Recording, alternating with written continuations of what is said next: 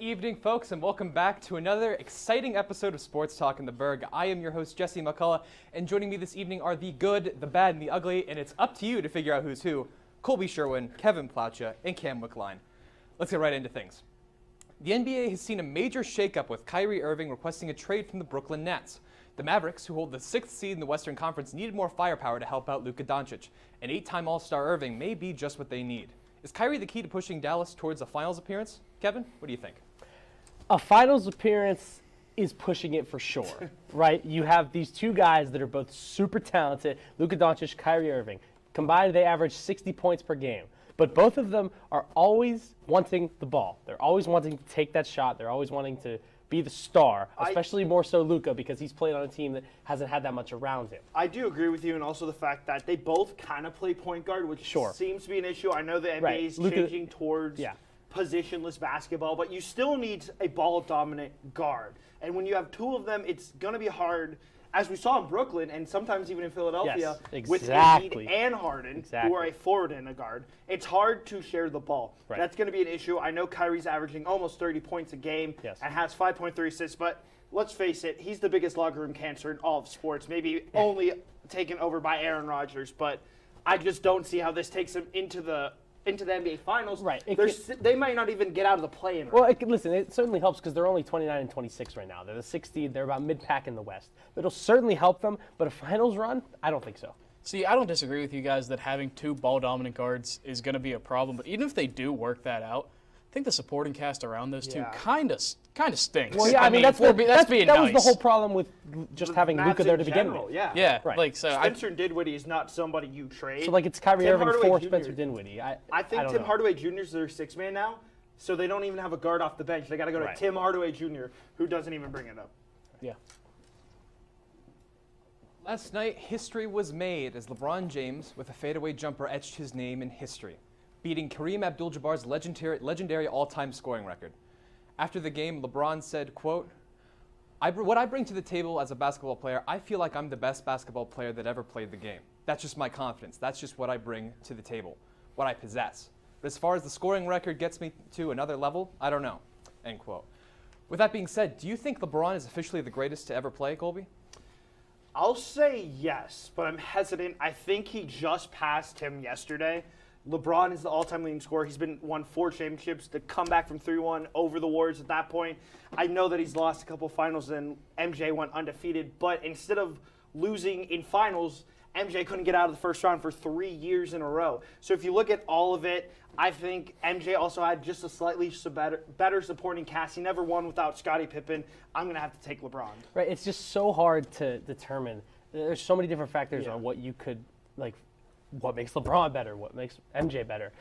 LeBron, I would have to give the edge just because of his dominant production over the past 20 years, right? He's averaged 25 points per game over every single season except for his very first one.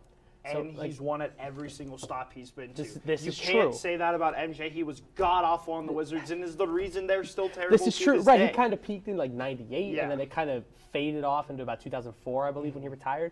But LeBron, he's still going strong, even right now. See, I still have Jordan as the greatest player of all time, but I have him as the greatest all-around player. If you greatest scorer, I don't even think it's a debate. I think greatest scorer of all time has to be LeBron. Well, he is the greatest scorer. Yeah, exactly. That's what I mean. He just took over. He just did. Yes. Top scorer. Yeah. So I that's what I mean. I don't even think it's a debate. I have him as greatest scorer of all time. But if you can start a franchise with anyone in NBA history in their prime, I want Michael Jordan. It also depends on what you're looking for when you start your franchise. Leadership-wise and that edge, that driving winning factor, you want MJ. But if you want talent all around and can take any roster anywhere, then you want prime LeBron. Not now because the Lakers are terrible, but that's more Rob Pelinka than LeBron James. Right. Surprised that none of you mentioned Bill Russell, but that's whatever. Next Sunday, the 57th Super Bowl will commence with the Philadelphia Eagles taking on the Kansas City Chiefs. Now, seeing as you all guys know a little bit about sports, I thought it would be fun to test your intuition. First of all, who do you think will win the Super Bowl, and what will the final score be? Cam, what's your third eye tell you? You know, guys, I think the Eagles are honestly going to pull away with this game. I know a lot of people have picked the Chiefs, but I really do think the Eagles are going to win this game. Do you have a score prediction? Yeah, I think it's. I think it's going to be 28-17, I believe. I'll have to take the Chiefs. Sorry, Sam Goldberg. I know you want them, but I think the Chiefs' offense knocks it out of this park. I think they're going to win 37-34. The Chiefs' offense is just too much to handle for the Eagles. I'm just ready for that. Listen, I think the Chiefs. I think the Chiefs are going to win, and I think they're actually going to win by 2 touchdowns. My pick is the Chiefs 35-21. I know the Eagles. There's been so many questions about their legitimacy because they had a bye, and then they faced the Giants, and then they faced the Niners with Brock Purdy. But I think ultimately Brock Purdy was injured. Brock Purdy was injured, and then they didn't face Brock Purdy. But ultimately, I think the Chiefs are just too much. If you watched any of Mahomes' passes last weekend against the Bengals, he was absolutely dominant. His pocket presence was absolutely phenomenal. And I think they're just going to be too much in the end. I'll tell you this. I think Mahomes is definitely the best player on the field. But I bet, I don't have an actual way to do this, but I bet best player on the field is on the Chiefs, but I bet if you took the top 5 players, the next 4 are on the Eagles. I think it's a much better all-around team. That's interesting. The Super Bowl not only brings a new plethora of advertisements, but it also brings a plethora of new storylines. From both teams looking to reclaim former glory, to the coach Andy Reid's ties to both of these organizations, to the Kelsey Bowl. Many narratives will come to a close this Sunday. Colby, which story are you looking forward to the most? Well, as a brother myself, and I played sports with my younger brother Garrett, so shout out to you, I'm going to take the Kelsey Bowl. The Travis Kelsey, Jason Kelsey, facing off the first brothers ever to play each other in Super Bowl. Their podcast, New Heights, has been phenomenal all year. I'm so excited to see them face off, and then what happens at the end? Because the losing brother now, do they celebrate with the winning brother? Do they celebrate with their team, or console their teammates? There's just so many interesting storylines going into that. To me, it's got to be the man who was actually able to coach both of the Kelseys. That's Andy Reid, the Andy Reid Bowl, if you want to call it. He coached the Eagles from 1999 to 2012, all-time winningest coach in Eagles history. And Andy Reid, he's a very successul coach. And he loves been a good very cheeseburger. He does love cheeseburgers. He's been a very successful coach. He wins, it seems like, everywhere he goes, even though he had a little bit of a rocky ending there in Philly. But to me, Andy Reid Bowl. See, I'm not going to lie. I think it has to be the Kelsey Bowl because it isn't just 2 brothers. These are 2 brothers that have played in an elite level for a really long time now, and they've made themselves faces of the league with their podcast and their personalities. This isn't just 2 random brothers that happen to be good enough to make it to the NFL, but these are elite players with elite personalities. Going over to the NHL, they recently reached their All-Star break, and as it is with every sport, criticism has risen surrounding the format of NHL's All-Star games. The idea that catches people's attention? A fantasy draft, where 3-man squads of All-Stars will duke it out in a tournament. Colby, how does this idea ring with you?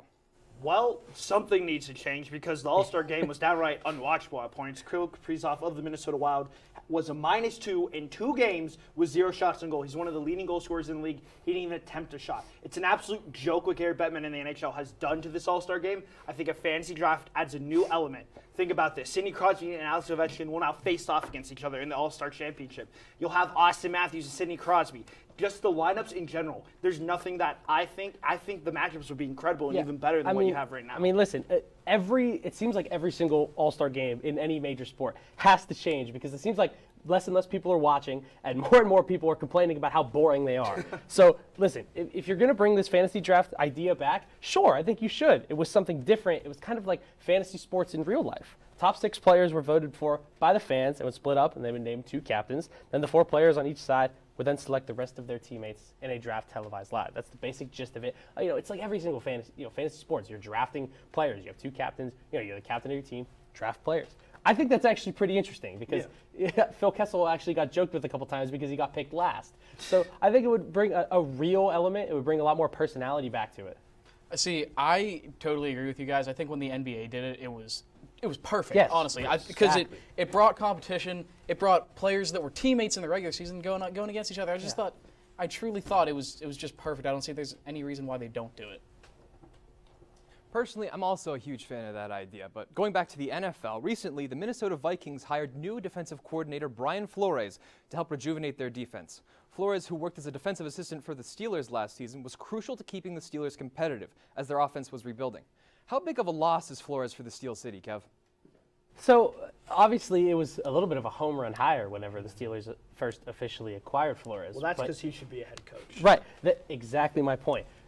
Mike Tomlin had the idea that Brian Flores was never going to stick around in Pittsburgh very long because his talent and his knowledge, he definitely deserves to be a head coach. So, he's going to move on to bigger and better things. Tomlin has that idea. He knew he was never going to be in Pittsburgh for too long. I think they had already planned for him to be leaving after, I guess, 1 year, 2 years, a maximum of 2, right? So yeah, I don't think it's that big of a loss. Yeah, I totally agree with you. I mean, whenever the Steelers got him, everyone knew that he had no business being, what was he, a defensive assistant or something along those lines. Whatever it was, it was a dumb title just so we could get an elite head coach into the Steelers organization. Right. And no one expected him to stay around long. So yeah, it's a huge loss. I don't think there's any denying that. Yeah. But is it an unexpected loss? Is it one that the Steelers can't cope with and live with?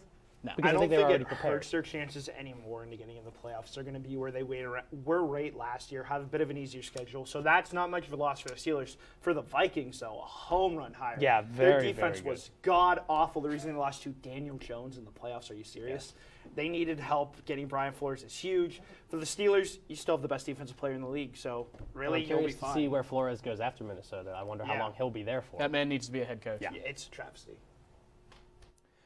Heading back to campus, this weekend, RMU lacrosse is gearing up to begin their seasons, with the women's team and the men's team playing on Friday and Saturday, respectively.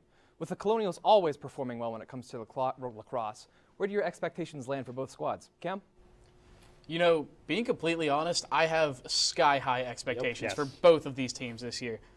Last year, the women's team finished tied in a three-way tie for first place in the MAC, and the men's team finished in second place in the ASUN. They're both very good teams. Both bring back a lot of players. Yep. I mean, saying that they both are going to win their conference would be a lot because obviously very difficult to do. But they definitely. But if it happened, I wouldn't be shocked. I wouldn't be shocked. Yeah. I mean, they're both rated very highly in their preseason polls. The men's are third in their preseason poll, and the women's team is first in the MAC poll. On the women's side, Jenna Irwin returns for her sophomore year, along with Julia Cotterwas. She was second in points with 42. Both teams are bringing back a big amount of talent, and they can make more deep runs in the conference tournament. And hey, get to the NCAA tournament. Who knows what happens? I'll say right here, right now in February, the men's team will beat Utah once again in the finals and go to the NCAA tournament, and the women's team is going to run all the way through the MAC without contest. They're going to be undefeated. It's bold, but I like it. Nobody can stop either of these two teams. Don't even worry about it. It's bold, but I like it. This is what's going to happen.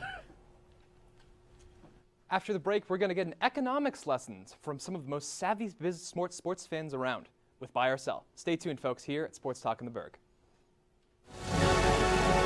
Every day, millions of people are connecting. And even though we're overcoming obstacles, watching each other's backs, and banding together, we should still make an effort. To get to know each other on a deeper level. Father, cosplayer, mentor, actor.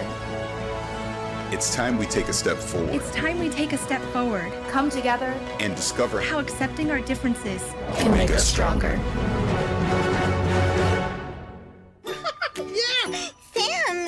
Oh, hey, Julia. Are you ready to play band with us? I'm going to play my clarinet. And Elmo's going to play his drum. Drum loud. Oh, well, you know what to do, Julia. Julia knows. Mm-hmm. With Julia's autism, loud sounds can be too much. But she still loves to make music. Play band. Early screening for autism can make a lifetime of difference. Find out more at screenforautism.org.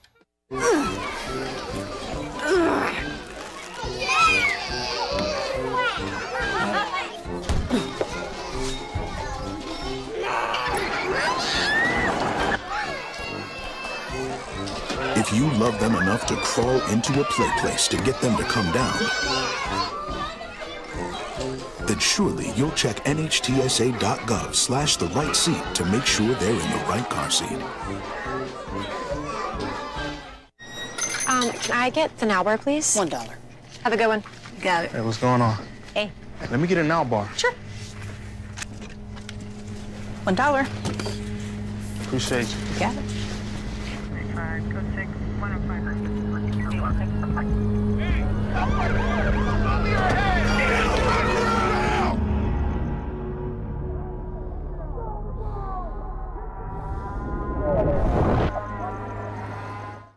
Welcome back, folks, to Sports Talk in the Burgh. It's time for Buy or Sell.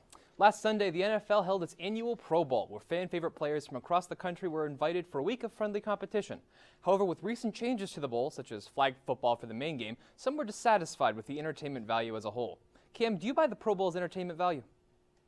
Yeah, okay, so here's the thing. You I'm going to buy that the entire thing was entertaining. That being said, before you guys get all angry at me, the flag football absolutely sucked. There was no other way to put it. That was an absolute travesty. Look, I don't even think anyone watched it. I'll buy that it was more entertaining.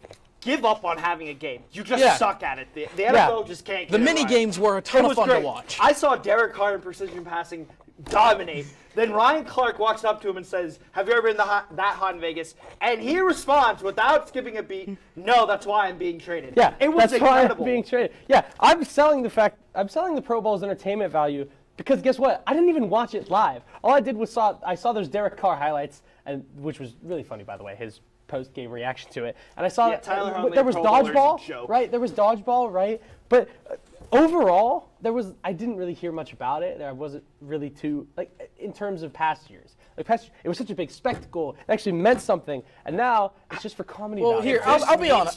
Derek Carr. Lord. Do yourself a favor. Go watch it. It was entertaining. Okay, I will. Because there's clips on YouTube. I'll be honest, that's how I watched it. I didn't feel like sitting there for 3 hours.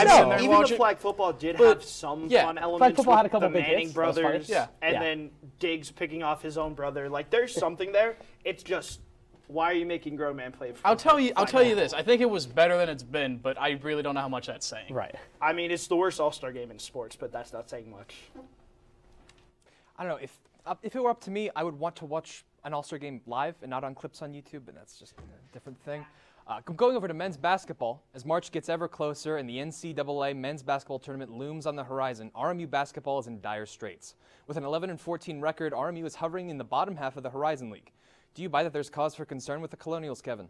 Dire straits. I'm not too sure about that. They're only 2 games back from 5th in the Horizon League conference standings, and the goal, at least for me, is for the Colonials to host a first-round home playoff game, whether it's first round or they somehow go on a run. I think double buys are out of the question. But still, I'm going to be selling the fact that they should hit the panic button. I think it's just a matter of a couple coaching things down the stretch. They seem to They faltered both times in their most 2 recent games in the last 5 minutes. Yeah. So there's something definitely needs to be tweaked with coaching. But Khalil Spears playing at such an elite level, and the ball movement. I keep stressing this. The ball movement was absolutely excellent in their win over Oakland, and I think just super unselfish with the ball, and whenever they can master that, I think they have a couple wins up their sleeve. I'll sell that they need to hit the panic button. That's Definitely got to work on down the stretch because, again, that they game have to on work, Saturday but I think was... they can. The game on Saturday, very poor performance down the stretch. You let a guy dunk on you with 16 seconds left, you don't deserve to win the game. And frankly, you should be embarrassed that that happened in your home court. But that being said, you still, again, Khalil Spears, Enoch Cheeks, Michael Green, the ball movement. Yeah. Michael Green has taken a step back from scoring and facilitated the offense, and it's been very great. Yes. I think they're going to host a playoff game. Will they win it? Who knows? But they're still there. They're competitive. Yeah, I hope they can. Don't hit the panic button just yet. If they lose 2 more, smack the panic button as hard as you can. You're in trouble. See, I'm going to agree with you guys. I'm going to sell that they should hit the panic button, but not for the same reasons you guys are. I'm going to take my analyst pants off and put my fan pants on. I'm just a freshman. I've never seen a playoff game here. I really want to see RMU host a playoff game. No, I do too. So I'm gonna sell this. I really don't know if they're all that good of a team, and they're not playing that well right now. But I really want to see a home playoff game. All they need to do is be 8th or above. 6, 7, and 8 host 9, 10, and 11. Which I think they can do. That's why I'm selling. Even if they host a playoff game, do you think more than 15 students show up? I hope so. Please let me hope, Colby. I genuinely think they Please. do. I think there would be a good crowd. Moving over to the women's basketball side, their RMU team has also been struggling, falling to a 5-game losing streak over the last 2 weeks. However, the Colonials secured a crucial win over Purdue Fort Wayne. Do you buy that the Fort Wayne win will be a turning point for the Colonial season, Colby? I'll buy it because they were on a losing streak, but I don't think it's going to turn them into a contender of the conference, and they're not going to host a playoff game the way this is going. They are completely banged up as a team. They're going to keep getting better. The young players are going to continue to play. Daniel Volvatich has been an upgrade over what she was last year. I thought they're just a good team, but they're still missing a little bit. Yeah. Here's the thing. For me, I'm going to sell the fact that it's a turning point in the season. It's nothing against the team. The Purdue Fort Wayne win was a good win, and it was much needed. But the bench depth is sorely lacking. Obviously, with Paris Kirk being out for the season with an ACL injury, Ansel Castro still being out. Right. Simone Morris has had to convert from a guard role to a heavier forward role around the basket, and that's not really what she's used to. They only have 8 players, and Luella Alana hasn't really been seeing much playing time. The offense can abandon them at any moment. If Phoenix Gideon's not on her game, she's had about, it seems like 10 double-doubles this season. If she's not locked in, it seems like the offense just sputters and doesn't go anywhere. They have about, as we were talking about ball-dominant guards, they only have one person who can really take over a game, and that's Phoenix Gideon. Rebecca Duomo has improved her shooting, but they still need more. Mackenzie Amelia is hot or cold. They need somebody to be more consistent if they're going to go. Right, but that's the thing. The bench depth. You only have 8 healthy players. Yeah, right? that's and if you have a couple that are off. That's honestly exactly what I said. Phoenix Gideon has been carrying all year. She's been awesome. But someone else needs to play better. It's not a one-woman show. Something needs to change. Someone play better. It's definitely been a quieter season for Mackenzie Amalia and Alejandra Mastro, at least in terms of what I was expecting. Going over to Pittsburgh itself, the Panthers basketball team are looking stellar so far in regular season play. They remain competitive against some of the best teams in the country like Duke and won crucial games against Georgia Tech and the Tar Heels, which may mean that Pitt Mate will be ranked here in the AP's next poll. Kevin, as a resident Pitt aficionado, are you buying or selling the Pitt ranking rumor? I mean, I'm going to buy this. If they take care of business Saturday at Florida State, I think they should be ranked. They've won 4 in a row since that home loss to Florida State at UNC. They swept UNC and versus ranked Miami with an 11-0 run in the last 2 minutes. Number 17 TCU, 22 NC State, and 24 Rutgers all lost yesterday, helping their case. And they have 8 quad 1 and 2 wins, tied for the most in the ACC. And they're 6-2 on the road. What do you guys have to say about it?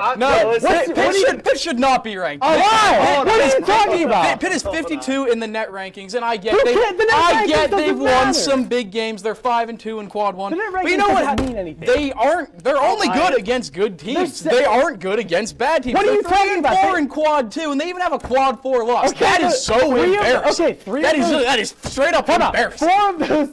All 4 of those quad 2 losses came early in the season. Hold on. I'm going to buy that they should be ranked, but purely because they're 17-7. At some point, when you're 10 games above 500, and they beat NC you've got to be ranked. Quad 4 loss. That is embarrassing. They swept UNC and beat ranked Miami. And they beat NC State, who's currently ranked. I don't get it. They also have a quad 4 loss. It doesn't matter. Shouldn't be ranked. That's embarrassing. 13-10. Feels like the luxury out here, guys. Our panelists will give you one last thing to chew on with their final take. We'll see you right after the break here on Sports Talk in the Burgh. It's been difficult because I hadn't been able to see my grandchildren. I can't wait to get back to field trips with my school. Not having to think about putting on a mask. I really can't wait to get back to life, really. I miss all my friends. I miss taking pictures in school. An expression on someone's face when you do something nice for them. COVID-19 vaccines are available, and they're the first step to safely getting back to things we miss most. Visit getvaccineanswers.org so you can make an informed decision about COVID-19 vaccines. Imagine being fired because of who you love. Imagine being denied medical treatment because of who you marry. Imagine being evicted because of who you are. Millions of Americans don't have to imagine this. They have to live it. Because in 30 states, it's legal to discriminate against LGBT people. It's time to make an informed decision about COVID-19 vaccines. The dangerous new Delta variant is more than twice as contagious as the original virus and can affect anyone. Right now, 9 out of 10 hospitalizations and deaths from COVID are among unvaccinated people. Getting vaccinated might save your life, and there's now an option that's fully approved by the FDA. Learn more at getvaccineanswers.org. Honorary Forest Ranger Betty White here, lending a hand to my dear friend Smokey Bear, because for years he's only said, "Only you can prevent wildfires." But there's a lot more to say, like if you park your car on tall, dry grass, the hot exhaust pipe can start a wildfire. So keep the animals safe, especially the cute shirtless one. Go to SmokeyBear.com to learn more about wildfire prevention Welcome back, folks, to Sports Talk in the Burgh. Right now, our final takes. Take it away. After blowing a 3-1 lead to the New York Rangers, the Penguins decided to bring the band back together for a few more runs at the Stanley Cup. With Chris Letang, Gino Malkin, and Sidney Crosby together, they've won 3 cups in 2009, 2016, and 2017 in 15 years. With all of them on the wrong side of 30, the chances to bring home Lord Stanley's mugs is dwindling. So as the trade deadline passes, enjoy the ride. Every pass, Sid goes tape to tape. Every time Gino takes over game. And every time Tanger scores. The core is getting older. Prospect pool is thin, and moves will soon need to be made rather than later. Times will be changing soon, and it's going to be painful when it ends. How long it will be, thank you guys for making the last 15 years memorable to root for my favorite team. I won't spend too much time talking about LeBron James because, well, we already did, and Cam is going to. But if you took just 5 seconds to look at any of the photos posted online with LeBron about to take his shot to break that record, what do you see? Nearly every single person is on their phone. Compare it to Michael Jordan's final shot, and I know, obviously it was too far back in the day for phones to exist, but everyone is watching intently to see if that shot will go in. What I'm saying is that when you are in the presence of greatness about to unfold, you should live in the moment. Fans paid hundreds of dollars to sit in that arena last night, only for some of them to watch the moment unfold through their phone screen. Phil Knight was notably one of a few people who did not have their phone out to watch the moment unfold. And if you wanted to see the play on your phone, you could just look it up on social media because it was everywhere. Point being, don't spoil the special live moments that you're trying to create in the first place. As Kevin just mentioned, and as most of you know, LeBron James broke the all-time scoring record last night, passing Kareem Abdul-Jabbar. In my opinion, this makes LeBron the greatest scorer of all time. I'm willing to continue to give Jordan the title of greatest basketball player of all time, but LeBron has adapted his game like no player before him. When LeBron entered the league almost 2 decades ago, the three-point shot was definitely a part of the game, but not the way it is now. Because of this, LeBron was able to start his career as a flashy, slashing forward. As he has aged, he has changed with the game, but his domination has never wavered. His ability to adapt is unmatched, and the reason that he broke the record that many in the basketball world considered unbreakable. Cam, all right, I'm going to start off because I got a bone to pick with you about this phone thing. I have a bone to pick with him about Hold on. Still.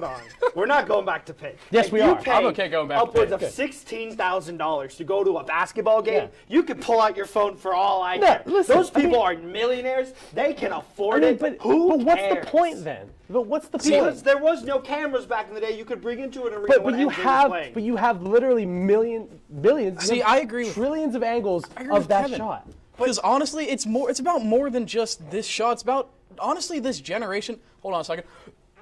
Sorry. Joking, see? But people in this generation they're not living their life in the moment. And I totally agree with you. Just put your phone down. But in the perspective of LeBron and MJ, the technology just wasn't there. People would be doing the same thing. And I agree they'd be doing the same thing, but is that but not that's sad? Not, like, that sucks. No, Colby, it sucks, and I agree. If MJ was hitting that shot last night, I agree. Every single person would have their phone out. But that's not the point. I'm saying you should live in the moment. If you're paying thousands of dollars and you know that every single angle of that shot is going to be on social media within minutes, what's the point of trying to record it yourself? You know you were there. Live in that moment. Not only and that, make it a special moment for your yourself. angle and using your phone it's not good. It's not going to be a good angle. They have tens of thousands of dollars of cameras and perfect angles. Photographers and videographers there to record that moment. Now, exactly. Go there and enjoy it. I know everybody at home and you two want to continue this pit conversation. No, so okay, we'll do it. But before you kill each other, do it civilly, please. Okay, I just have a couple main points.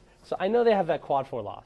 They're probably going to beat Florida State on Saturday again. They just beat Louisville by 34. Louisville stinks. I know, but they lost to Wright They're State. hitting a bunch of threes, and I you know what? I'm too upset. I will agree with you. Pitt is a good team, and if they're ranked in the 20 to 25 range, I'm not gonna go flipping out over it. But they don't have the resume to really be anything that I would consider special. They beat West Virginia. They swept UNC. They beat Northwestern on the road by 29. See, you can bring up all these good wins, but they also have horrible losses. All right, I think Pitt should be ranked. But Jesse, what do you have? Well, personally, I don't care about Pitt whatsoever. It's just not my wheelhouse. But anyway, with that being said, that gives us everything tonight. Thank you for joining us here on Sports Talk in the Burgh. We'll see you next week. Enjoy your weekend.